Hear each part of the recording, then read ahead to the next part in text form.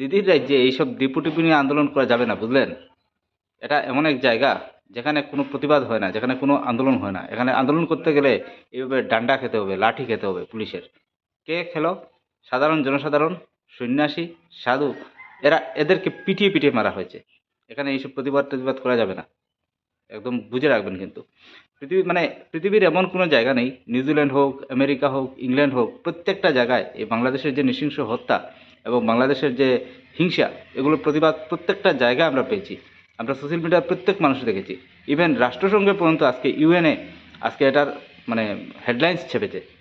রাষ্ট্রসংঘ পর্যন্ত এটার মানে প্রতিবাদ করছে, চিন্তা চিন্তাজনক মন্তব্য করছে, বাংলাদেশকে নিয়ে অনেক চিন্তায় আছে, বাংলাদেশের পরিস্থিতি নিয়ে।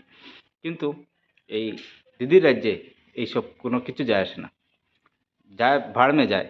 মানে আমার এখানে কোনো প্রতিবাদ করা যাবে না।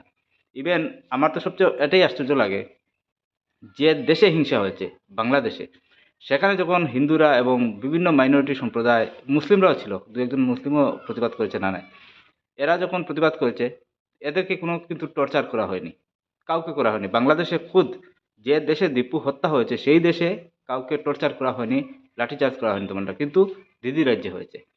পশ্চিমবঙ্গ এমন একটা রাজ্য যেটা দিদির মানে পুরো ইশারায় চলে। হুম। আমরা দিল্লি হোক, আগরতলা হোক, ত্রিপুরা হোক, মানে আসাম হোক, কোন এমন কোন মানে ভারতের এমন কোন রাজ্যে আমরা প্রতিবাদ দেখিনি? একদম ধনী গরিব, জাতি ধর্ম বর্ণ নির্বিশেষে প্রত্যেকটা জায়গায় আমরা কিন্তু প্রতিবাদ দেখলাম। কিন্তু এই প্রতিবাদ প্রত্যেক প্রতিবাদ থেকে ভিন্ন। এই প্রতিবাদ প্রত্যেক প্রতিবাদ থেকে আলাদা। এখানে যদি প্রতিবাদ করতে হয় তাহলে মাথা নাক টাক ফাটিয়ে দেওয়া হয়। এটা আলাদা রাজ্য। এখন বুঝে নিন আপনারা, আপনারা কি পরিস্থিতি আছেন, এখন কি করা যায়। এখনো তো মানে এখনো সময় আছে। আর যদি আমরা দেরি করি তাহলে কিন্তু বীভৎস অবস্থা হবে।